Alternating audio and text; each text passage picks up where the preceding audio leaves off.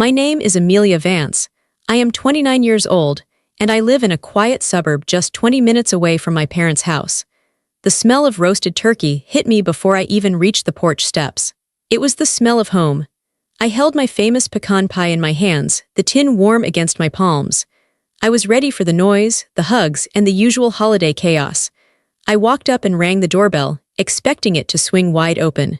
I expected my mother to pull me inside and complain that I was late. But the door didn't open. It only cracked a few inches. My parents stood there in the gap. They blocked the view of the hallway like security guards. There were no smiles, there was no happy Thanksgiving. My father looked me right in the eye, his voice was cold and steady.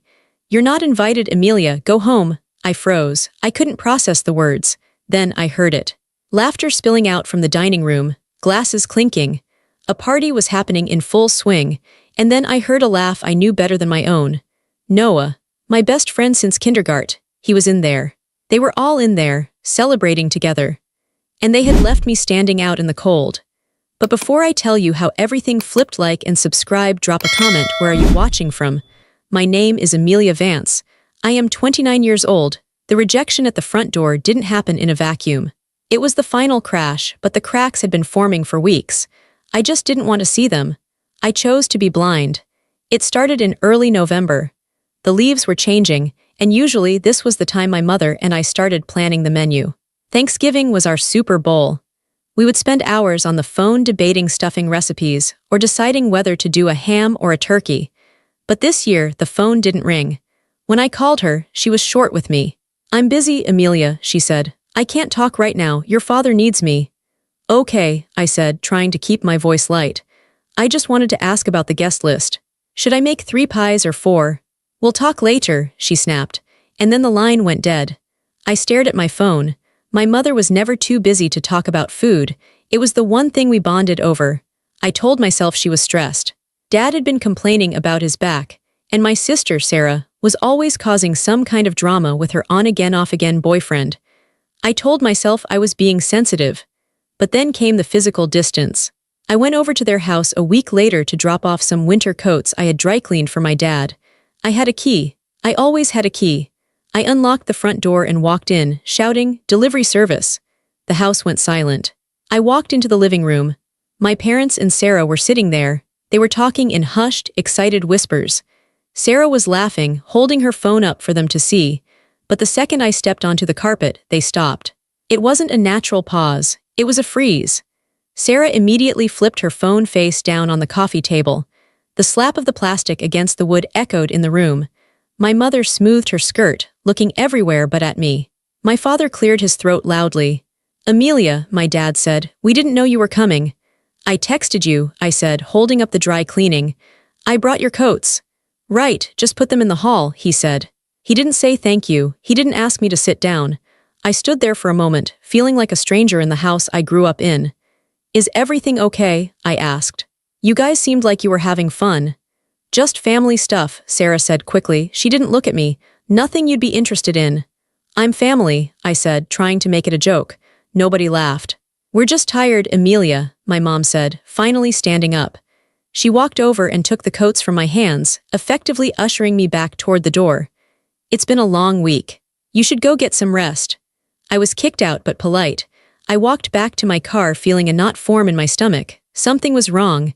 Then there was Noah. Noah was my anchor. We had been best friends since we were 5 years old. He knew everything about me. We had a tradition of getting tacos every Tuesday night. We never missed it. Not when he was dating someone, not when I was working overtime. Tuesday was ours. 2 weeks before Thanksgiving, I texted him. "Tacos on me tonight. I need to vent about my weird parents." The message sat there, delivered. Usually he replied in seconds with a taco emoji. An hour passed. Then I checked the app. Read at 4:15 p.m. He had seen it, he just hadn't answered. I called him that night. It went straight to voicemail. "Hey, this is Noah, leave a message." "Hey," I said to the recording. "Just checking in, hope you're okay." "Call me?" He didn't call. For the next 10 days, the silence grew heavier. It wasn't empty silence. It was heavy, pregnant silence. When I walked into the local grocery store and saw my aunt, she turned her cart down the other aisle to avoid me. When I commented on my cousin's Facebook post, the post was deleted an hour later. I felt like a ghost. I was present, but nobody was acknowledging me. I tried to rationalize it.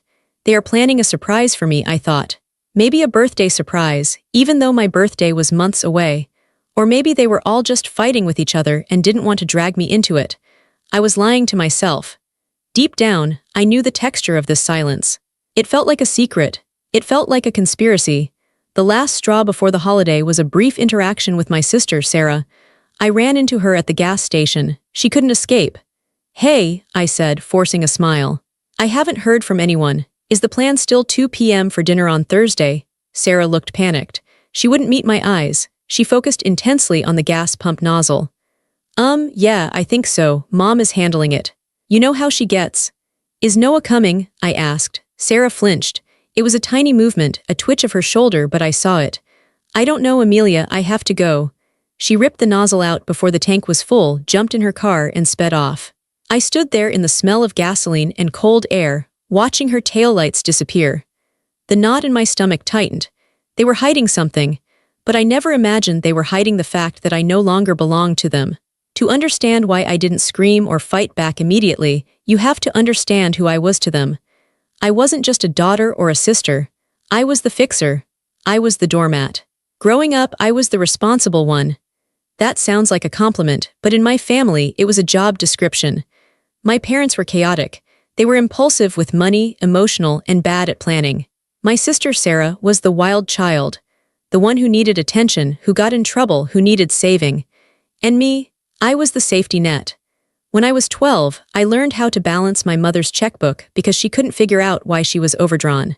When I was 16, I drove Sarah to pick up her homework from school every day because she forgot it, and my parents were too tired to deal with it. When I was 22 and fresh out of college, I used my first bonus check to pay for a new boiler for my parents' house because theirs broke in the dead of winter. They didn't say thank you. They just said, "Oh, thank God, it was freezing in here." I thought this was love. I thought that being useful was the rent I had to pay to be in the family. I believed that if I worked hard enough, if I solved enough problems, if I gave enough of myself, they would love me as much as they loved Sarah. Sarah, who never lifted a finger. Sarah, who stole money from Mom's purse but got forgiven because she's going through a phase. I was the one they called at 2 a.m. "Amelia, the alarm is going off. How do I reset it?" "Amelia, can you proofread this email for me?" "Amelia, we're short on the mortgage this month. Can you loan us $500? I always said yes. My identity was wrapped up in being the reliable one, the strong one, and Noah knew this. Noah was the only one who ever told me I did too much. "They use you, Mel," he had told me once, years ago, sitting on the hood of his car. "You know that, right? They treat you like an employee, not a daughter." "That's just how they are," I had defended them. "They need me. They need a bank account and a maid," Noah had said darkly. That was why Noah's silence hurt the most. He was the witness. He had watched me give everything to these people for years. He had held my hand when I cried because my dad forgot my college graduation. He had been angry for me. So, as Thanksgiving approached, I fell back into my role. Even with the weird silence, even with the distance, I went into fixer mode. I assumed they were stressed about money. That was usually the trigger for their weird behavior. So I went shopping. I bought the expensive wine my dad liked. I bought the high-end ingredients for the side dishes. I spent $300 at the grocery store, thinking, if I bring the best food, if I make everything perfect, the tension will go away. We will be a happy family again. I baked 4 pies: pecan, pumpkin, apple, and a chocolate silk pie just for Sarah. I spent the Wednesday before Thanksgiving alone in my kitchen, rolling out dough. My back ached. My hands were covered in flour. I imagined walking into their house the next day. I imagined them seeing the pies. I imagined my mom saying, "Oh, Amelia, you saved the day." I imagined my dad pouring me a glass of wine and saying, "Good to see you, kid." I imagined Noah giving me a hug and whispering, "Sorry I was busy, work was crazy." I was crafting a fantasy to cover up the reality. I wanted to be the hero of the holiday. I didn't realize that in their version of the story, I had already been written out of the script. I wasn't the hero. I wasn't even a guest. I was just the resource they had finished draining. The truth didn't hit me all at once. It came in small, sharp pieces, like shards of glass working their way out of a wound. It happened 2 days before Thanksgiving. I had gone to my parents' house one last time, unannounced, to drop off a heavy bag of potatoes so I wouldn't have to carry them on Thursday. When I pulled into the driveway, I saw a car I didn't recognize, a sleek black sedan. It was parked next to my dad's truck. I walked to the front door, but it was locked. I used my key. The house was empty. The car outside must have belonged to a friend of Sarah's, or maybe a neighbor. But as I walked into the kitchen to put the potatoes on the counter, I saw it. My mother's iPad was sitting on the kitchen island. The cover was folded back. The screen was lit up. I wasn't a snoop. I respected privacy. But the screen was bright, and a notification banner dropped down right as I looked at it. It was a text message from my Aunt Linda. MSG. Don't worry, he has no idea. This is going to be perfect. I froze. Did she mean my dad? Was this a surprise party for Dad? Curiosity got the better of me. My heart started to hammer against my ribs. I touched the screen. It didn't have a passcode. My mom could never remember them, so I had set it to swipe to unlock for her years ago. I opened the messaging app. The thread wasn't just with Aunt Linda. It was a group chat. The name of the group chat was Thanksgiving 2 No Drama. I scrolled up. My breath hitched in my throat. I saw a picture. It was a photo of the guest list handwritten on my mother's stationery. I zoomed in. Mom, Dad, Sarah, Aunt Linda, Uncle Bob, the Millers. Noah. My name wasn't there. I felt a cold sweat break out on the back of my neck. I kept scrolling, my finger trembling against the glass. Mom, I'm just worried she's going to show up anyway. Amelia is so pushy. Sarah, she won't. I was weird with her at the gas station. She thinks we're just busy. Uncle Bob, did Noah talk to her about the plan? We need to make sure she doesn't crash it. Noah, I haven't answered her calls in 2 weeks. She has no clue. Don't worry, I'm handling it. I stared at Noah's name. I stared at his words. I'm handling it. He wasn't just ignoring me. He was part of the coordination. He was the gatekeeper. Then I saw the message that broke me. It was from my father. Dad, let's just enjoy one holiday without her. She's too much lately, always acting like a martyr. I just want a peaceful dinner without her keeping score. A martyr, keeping score, is that what they called it? Is that what they called 20 years of cleaning up their messes? Is that what they called paying for their heat? Is that what they called driving them to doctor's appointments? I dropped the iPad back onto the counter.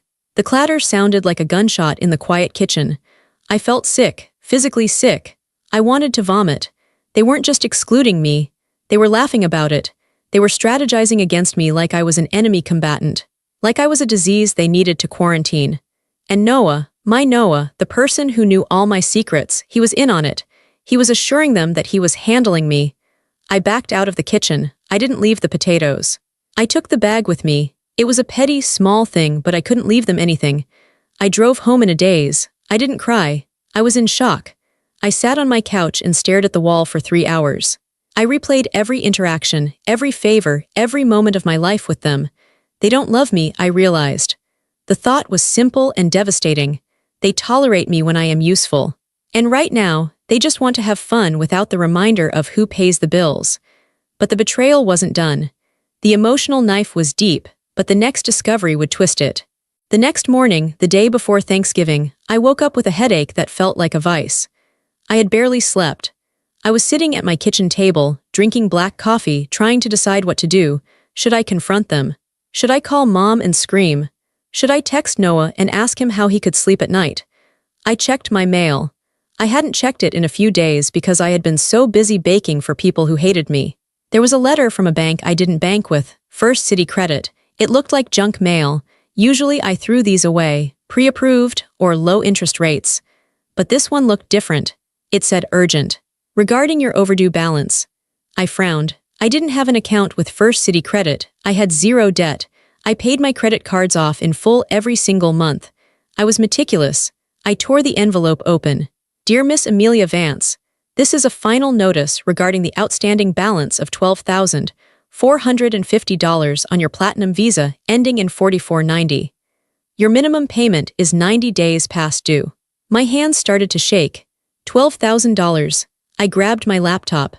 I logged into a credit monitoring site, one of those free ones I had signed up for years ago and never checked. I waited for the page to load, my heart pounding in my ears. The dashboard appeared. My credit score, which used to be a perfect 800, was tanking. It was down to 620. I clicked on Open Accounts. There it was. First City Credit Visa, opened 8 months ago. Balance, $12,450. Lakeside Auto Loans opened 6 months ago. Balance, $28,000. Quick Cash Personal Loan opened 3 months ago. Balance, $5,000. I couldn't breathe. Someone had stolen my identity. I clicked on the details for the credit card. I looked at the billing address. It wasn't my address. It was 14 Maple Drive, my parents' house. I looked at the auto loan. It was for a new Ford Explorer. My dad had bought a new Ford Explorer 6 months ago. He told me he had come into a little money from an old investment. He had bragged about it. He had taken me for a ride in it. He bought it in my name. He used my social security number. He used my credit history, the history I had built by being responsible, to get loans he couldn't qualify for. And Mom, the personal loan. I remembered 3 months ago she went on a girls' trip with her friends. She said she saved up for it, $5,000 in my name. They weren't just tired of me. They weren't just annoyed by my martyr act. They were stealing from me. They were ruining my financial future while smiling to my face. And the worst part, they assumed I wouldn't check. They assumed Amelia, the good daughter, the one who trusts them, the one who never asks questions, would just not notice. Or maybe they thought that if I did notice, I would just pay it. Because that's what I did. I fixed things. If I found a $12,000 debt, they probably bet that I would just sigh, work extra shifts, and pay it off to protect them. To protect the family. I sat there, the papers scattered on the table. The grief I felt from the text messages evaporated. The sadness was gone. The confusion was gone. In its place was something cold and hard. It felt like steel. I wasn't a daughter anymore. I was a victim of fraud. I picked up the phone. I didn't call my parents. I didn't call Noah. I called the bank. "Hello," I said, my voice steady, sounding calmer than I had ever felt in my life. "I need to speak to the fraud department. Yes, I want to report identity theft. No, I don't know who did it. Actually, wait." I paused. I looked at the invite list in my mind. I looked at the text from my dad calling me a martyr. "Actually," I said, "I know exactly who did it." I hung up. I didn't file the report yet. I needed everything to be perfect. I spent the rest of the day gathering evidence. I printed the credit reports. I found the old emails where I had sent my parents my tax info to help them with a filing years ago. That's how they got my social security number. I built a file. I wasn't just going to get my money back. I was going to destroy their little party. They wanted a holiday without me. They wanted to enjoy their turkey and their stolen car and their stolen vacation without having to look at the victim. I looked at the clock. It was Wednesday night. Tomorrow was Thanksgiving. I would give them exactly what they asked for. I wouldn't go inside. I wouldn't eat their food. But I would make sure that by the time dessert was served, they would wish they had never heard the name Amelia Vansai had the evidence against my parents. The credit card statements, the auto loan papers, the dates, the signatures that weren't mine. I had them cold. But I wasn't finished. If I was going to burn the bridge, I had to burn the whole thing. I couldn't leave Noah standing on the other side. Noah was supposed to be my safe place. He was the one person I thought had no agenda, but reading those text messages in the group chat, "I'm handling it," he had said, made me realize something painfully obvious. Noah wasn't just a bystander. You don't get that close to a family of grifters without learning a few tricks or benefiting from the chaos. I sat at my desk. The sun was going down on Wednesday night. My parents' financial betrayal was sloppy, desperate. But Noah was smart. He was careful. I thought about his business. Noah ran a small import-export logistics company.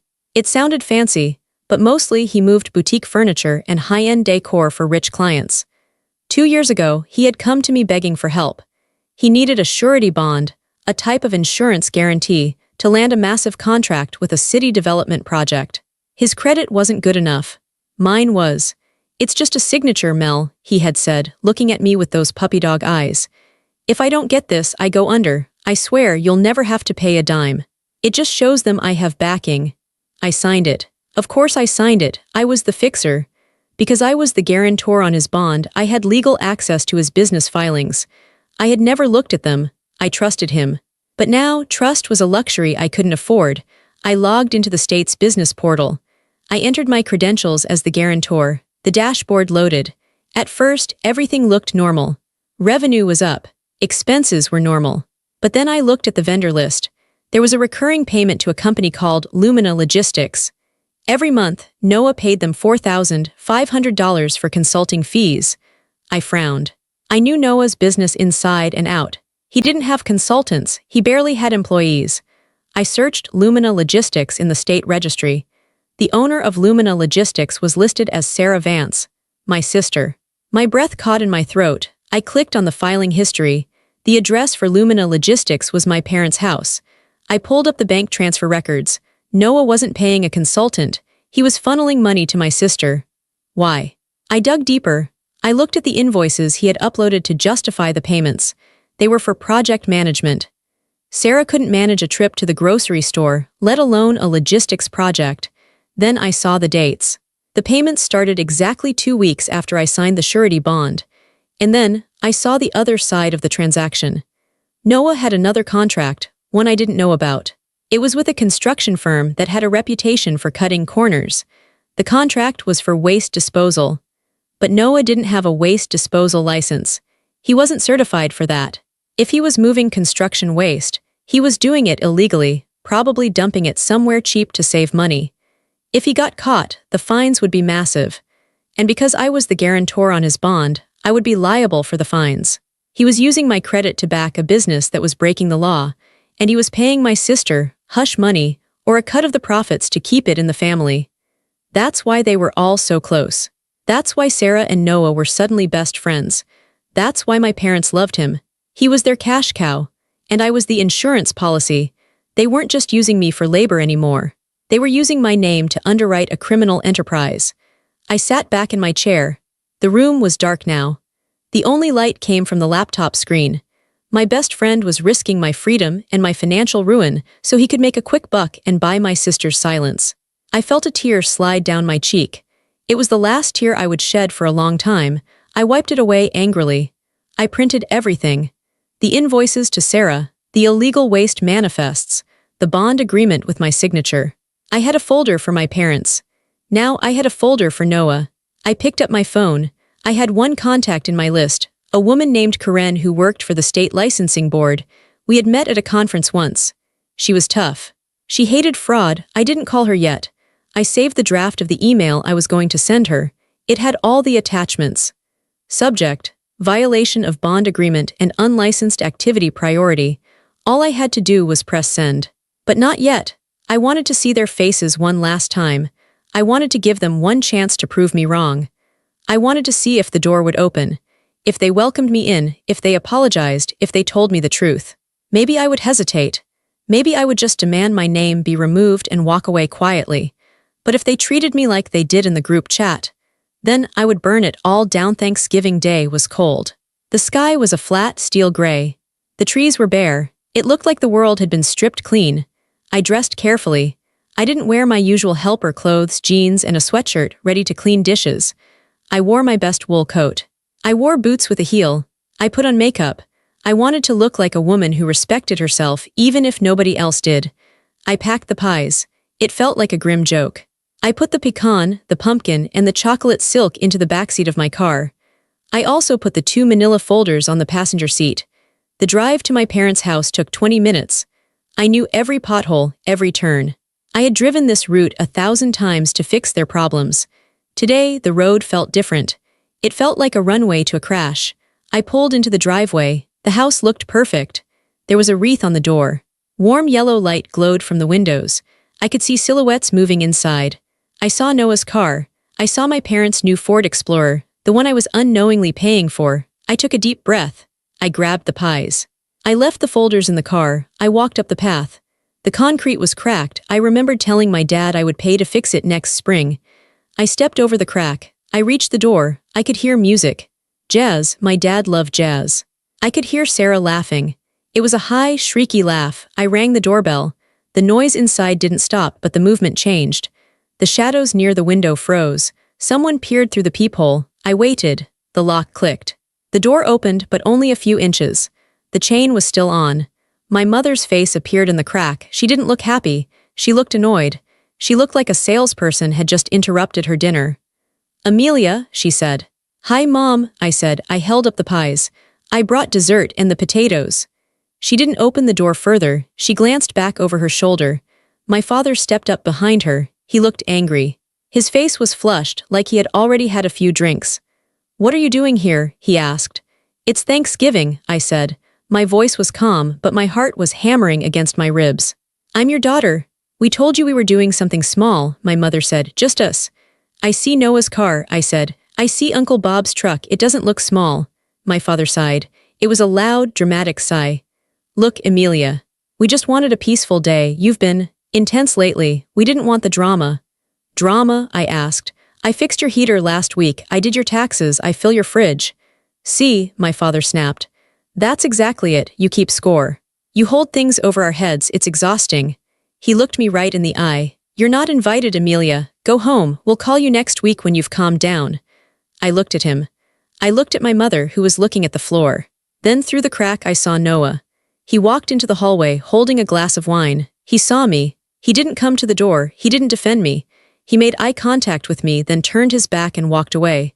That was it. The final piece of evidence. "Okay," I said. My father blinked. He expected a fight. He expected me to beg.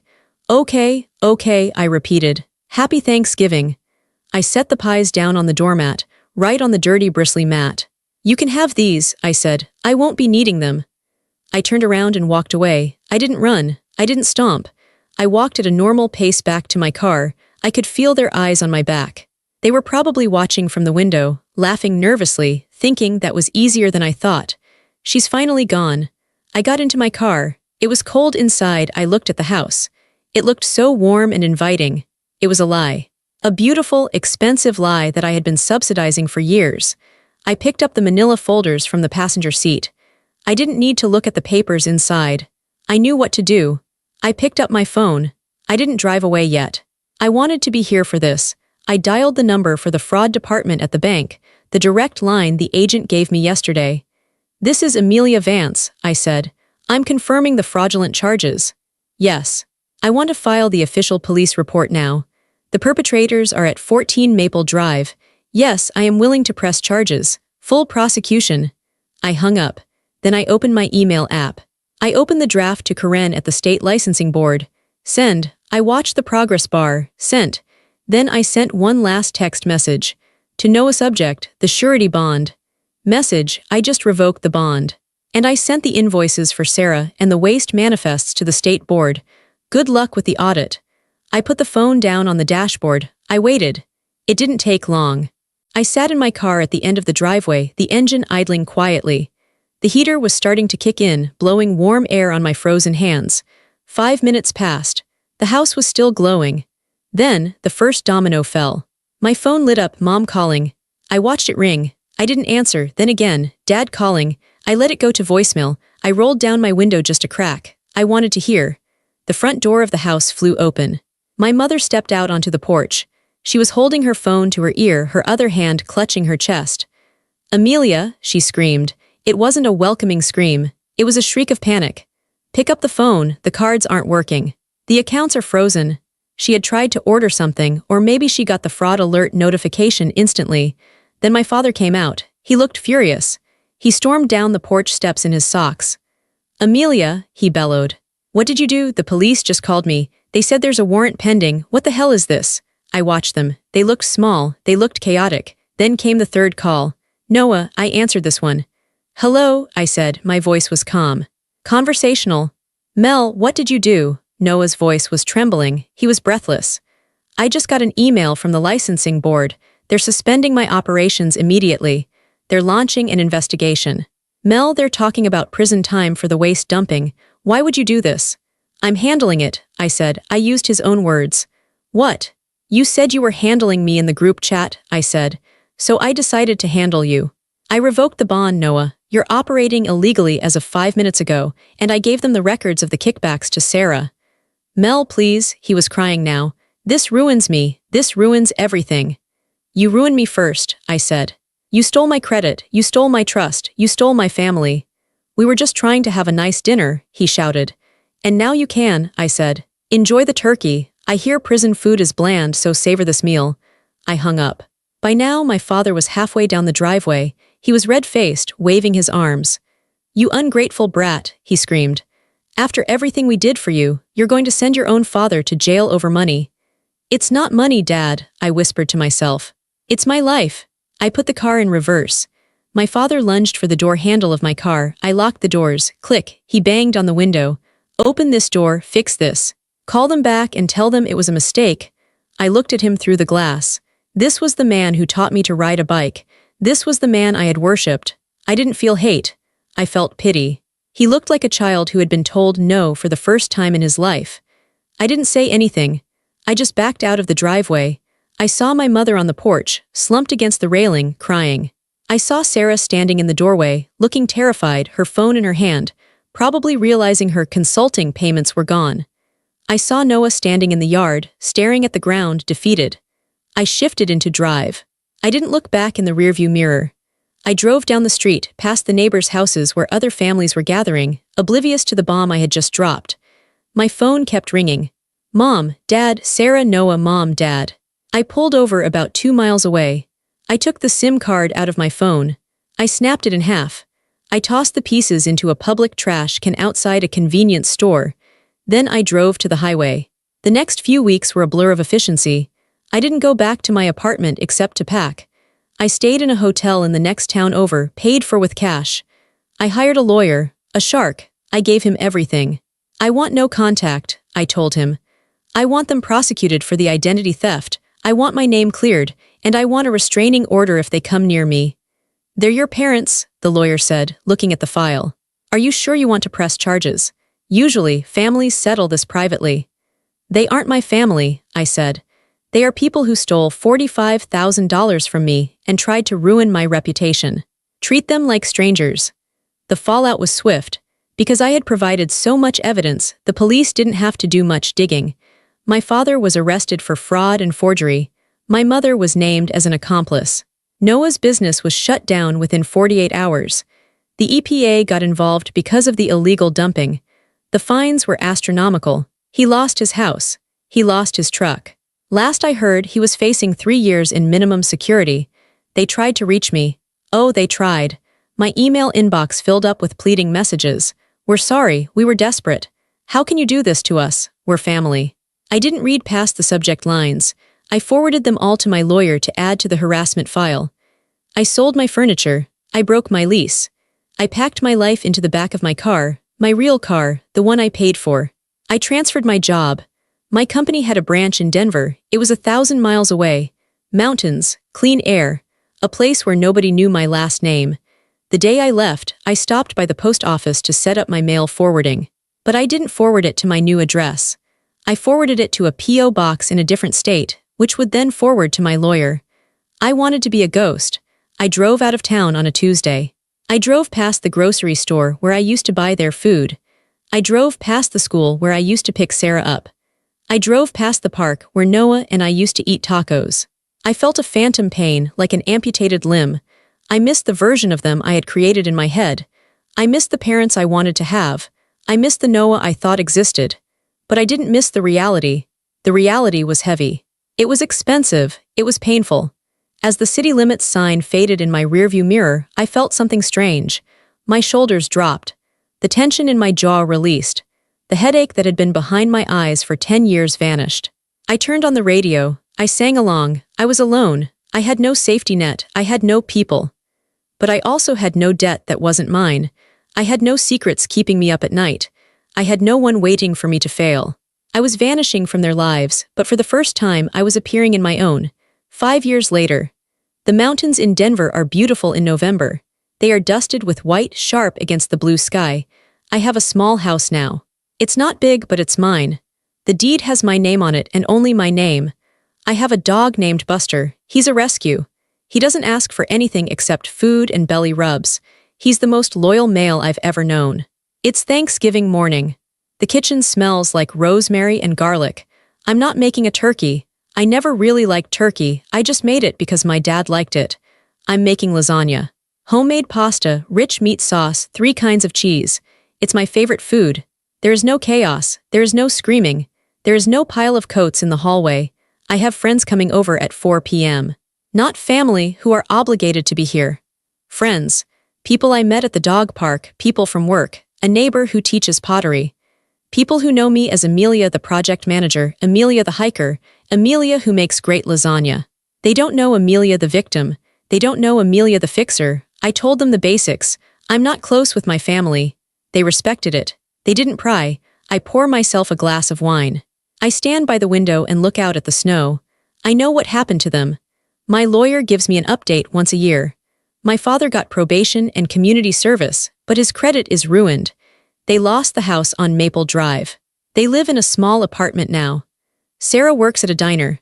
Noah moved away after he got out of jail. He works construction now, labor only, no management. They are still paying me back. Every month, a check for $150 arrives at my lawyer's office. It's court-ordered restitution. At this rate, they will be paying me until they are 90. I don't need the money. I donate it to a charity that helps victims of financial abuse. But the checks are a reminder that I won. I didn't win by screaming louder than them. I didn't win by playing their games. I won by refusing to play. I hear a car pull up. Buster barks happily. My friends are here. I walk to the door. I don't hesitate. I don't look through the peephole with fear. I swing the door wide open. Come in, I say. Happy Thanksgiving. The cold air rushes in, but it doesn't chill me. The house is warm. The laughter that fills the room is genuine. I look at the table set for 6. I look at the wine glasses catching the light. I think back to that woman standing on the porch with the pies, begging for scraps of love from people who wanted to starve her. She seems like a stranger to me now. A sad, tired stranger. I raise my glass to her in my mind. You did it, I tell her. You walked away. And that was the greatest twist of all. They thought I was nothing without them. But it turned out I was everything without them.